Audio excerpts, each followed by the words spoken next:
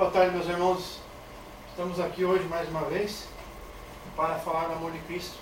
E hoje nós vamos meditar no versículo que está em João, no capítulo 4, no versículo 23, 24 em diante.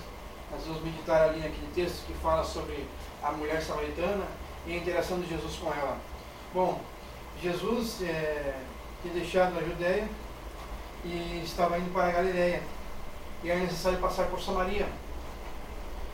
Nesse trajeto, Jesus esteve cansado, e assentou-se, passou por uma cidade chamada Sicar, junto a um poço que Jacó tinha dado para seu filho José. Jesus sentou-se ali e abordou uma mulher samaritana, tirando água desse poço.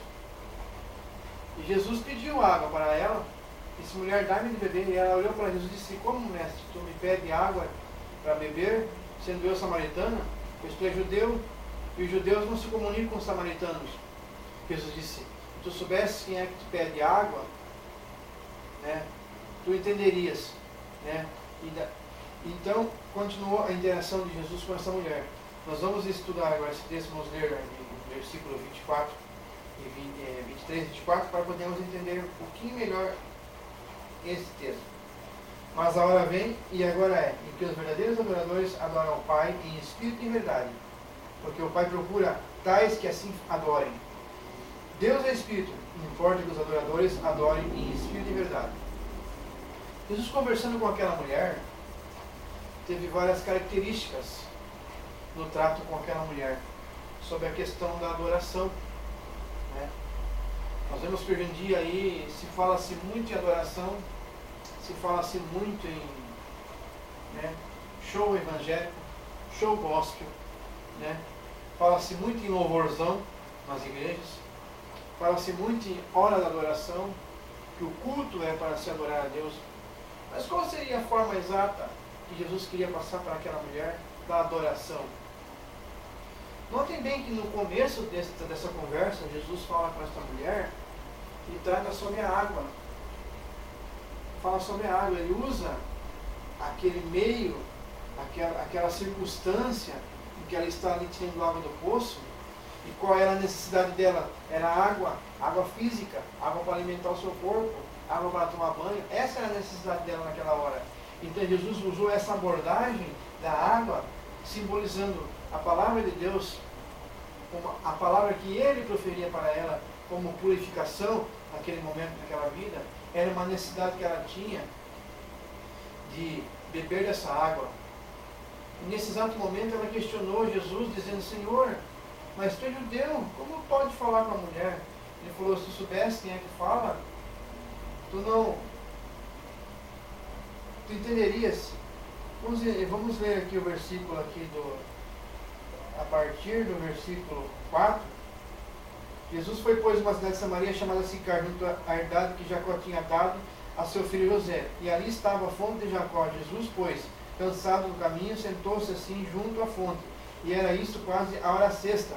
Veio uma mulher de Samaria tirar água e disse-lhe Jesus: dá-me de beber, porque os meus discípulos tinham ido à cidade comprar comida. Disse depois a mulher samaritana: como, pois, sendo judeus, pede de beber a mim, que sou mulher samaritana?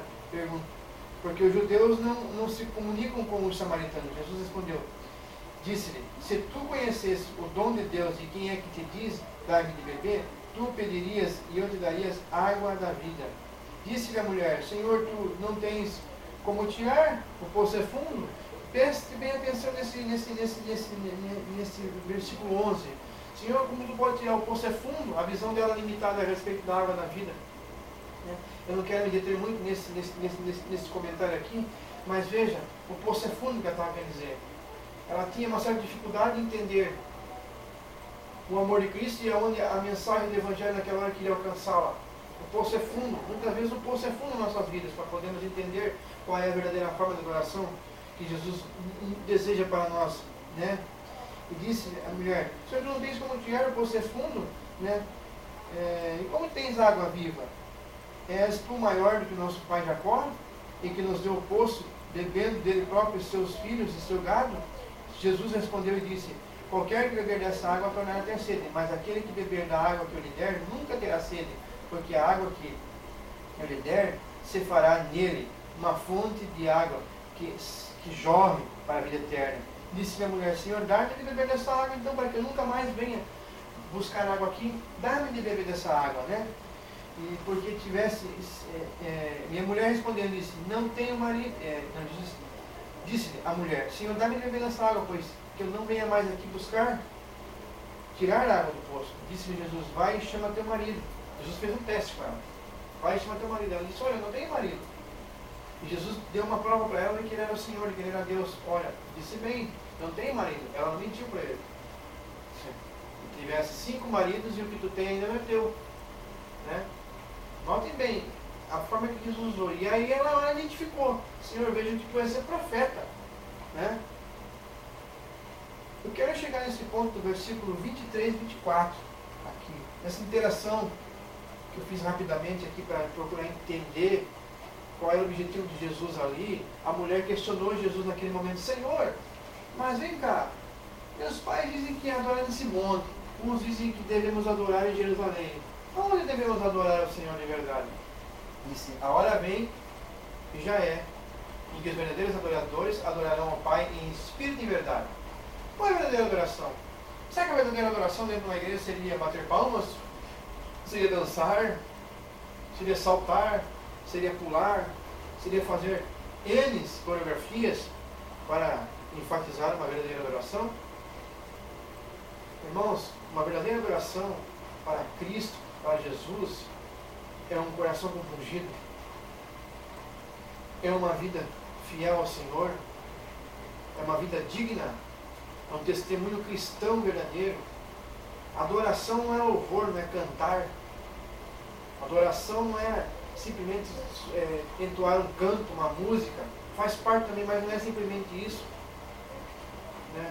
Muitas igrejas hoje em dia limitam a adoração a Deus simplesmente ao louvor, simplesmente a bater palma, simplesmente a sacudir o corpo, simplesmente a se movimentar. Não estou dizendo que sou contra isso, não. Isso feito com ordem e essência é bom, faz parte do Evangelho também, faz parte da adoração ao Senhor. Mas não podemos se basear simplesmente nisso para criarmos um sistema de adoração. Adoração verdadeira é como Paulo disse em Romanos, que tem que ser um culto racional, que tem que ser 24 horas por dia na sua mente, no seu coração, uma adoração, uma pessoa disposta a servir a Deus no Evangelho.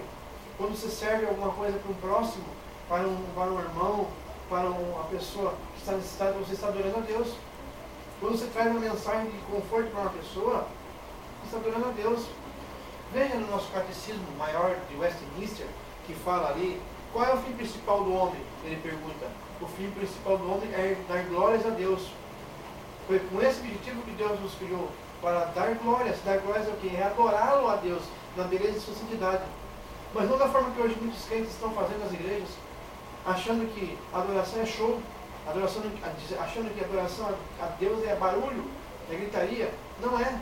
A adoração a Deus é um coração compungido, é uma vida sincera, é um testemunho cristão, né?